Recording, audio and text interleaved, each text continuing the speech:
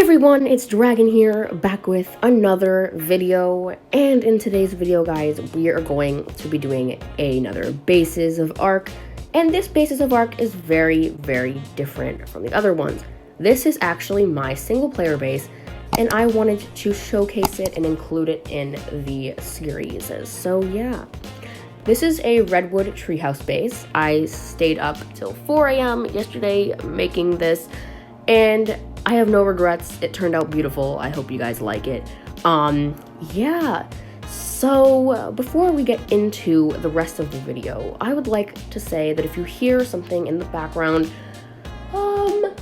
that's my fan. Well, not really a fan. It's kind of like a heater, you know, like to heat up the house because, you know, it's really, really cold and no one likes the cold. Well, maybe some of you like the cold, but I don't like the cold, so we're warming it up in here. Yeah, so let's get right into this video. I cannot believe that I made this.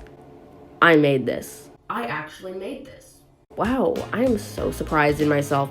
But yeah, this base is definitely one of my favorites that I've built. Probably one of my favorites in the series. Not being biased or anything, I just personally really like it. Yeah, so if you see this and kind of want to know how to do it, I might make a tutorial later. If you guys want to know how to make this, if you can't figure it out by just, you know, watching, because I'll try to be as thorough as possible so you guys can get a good view. Yeah, so also, school is out for 2 weeks, so I can probably record a little bit more than usual, but, you know, it is the holidays, so maybe not, but maybe I might be able to, maybe at least for the first week. But yeah, so let's get right into it. I know you guys want to see, so.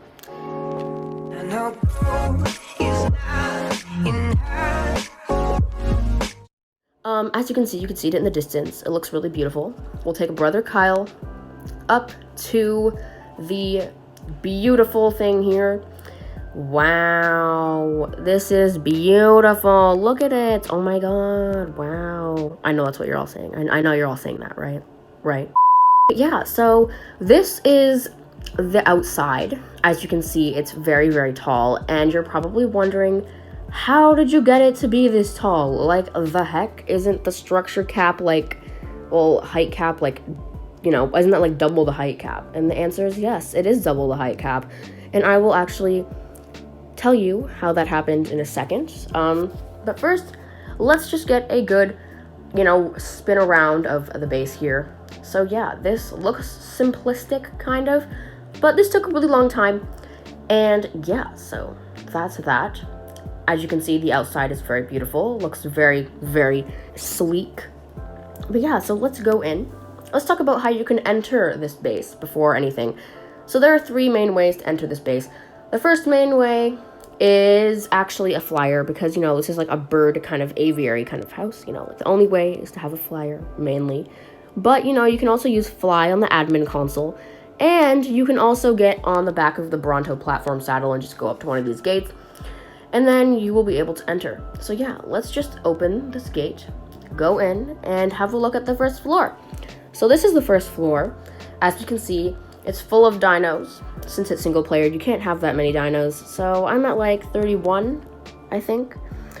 Yeah, I'm at 31 out of 40. So I'm gonna keep it that way for a while. But it makes everything look so, you know, organized, because it's all clean, you know. I have my horses over here next to the fridges, unicorns on this side, industrial cookers stacked so beautifully on top of each other, really. Then I have my beehives. This is the smithy. I have a vault here to fill space. I have megatheriums. I have an industrial grinder. I have some more tames here, some, you know, air conditioners. If I were to breed something, highly doubtful though, because, you know, it's almost impossible to, you know, raise things on single player, since, you know, when you log off, everything just stops. But yeah, so I have some rugs, and this is the first floor. Not much to it. I'll give you a tip how I made these walls here. So let's just go to an empty one. As you can see, I took greenhouse door frames and I stacked them up. And then after that, I put stone pillars all the way up. And it made this cool, like, half glass effect, and I think it turned out really nice. Then over here, I took stone gate frames and put a dinosaur gate that was wooden in the middle. So yeah, that's that. This is the first floor. Pretty simple, you know. Store some tames, all that, you know. And then we have the second floor. Now, the second floor is only accessible over 2 ways, which is admin flight or a flyer. But we're going to use admin flight just because, it'll be a lot easier. So let's just hide UI for this because, we want the perfect experience. So as you can see, this is the workshop. I have pretty much everything you will need to craft anything. So I have my fabricators, smithies, I have my cookers, I have some vaults, and I have some chemistry benches. You have everything you would need here. I also have a gorilla here for a purpose that I will show you in a second. But yeah, so I have all this. A really cool feature of this floor is the griffin perches on every side. We have 6 griffin perches, and they're just, chilling up there. I feel like this was a really good place to put all of my griffins. Since I had exactly 6, it turned out really, really good. And I really like it because I can just be, going down here, crafting some stuff, and then just walk around and see all these griffins, which is beautiful. Now, you're probably wondering, how the heck do you get to those griffins other than admin console? And let me tell you, this is why we have this beauty. So all you have to do is take lime, and then yeet yourself up here. And you just yeet perfectly over here, and you can walk over to any of them because, there's these ceilings here. You can walk across to any of the griffins that you want, and you can ride the one that you want, which is really cool. And I think that it just fits the spot really perfect. And I'm actually really happy with how that turned out because, that's one of the things that I'm proud of most inside of this base. So yeah, that's really cool. I like that feature a lot. And there's also really high ceilings, which I really like as well. And that's awesome. So as far as height goes, I actually just took another platform and I connected it, matched it up with the one below, and then attached pillars, and then I was able to make it a lot taller. So I highly recommend doing that if that was you.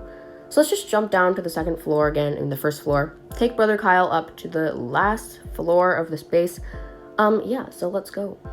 So there are 2 ways to access this floor, but only one way to do it. So you have to have a flyer. I mean, you can use admin, I guess.